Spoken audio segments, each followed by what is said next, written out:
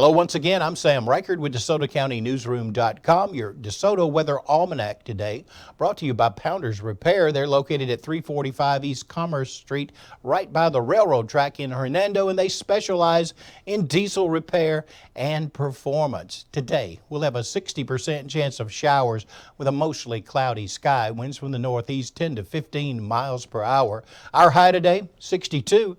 Our low today, 47. Average high this time of year, 74. Average low, 53. Record high temperature set in 2006 was 91 degrees. Record low in 1921, 35 degrees. A little bit less than a quarter inch of rain in the last 24 hours, giving us a total of 5.15 for the month. Sunrise today at 6:25. It sets at 7:34. That means you have 2 minutes and 4 seconds more daylight today compared to yesterday. I'm Sam Reichard. Enjoy your day.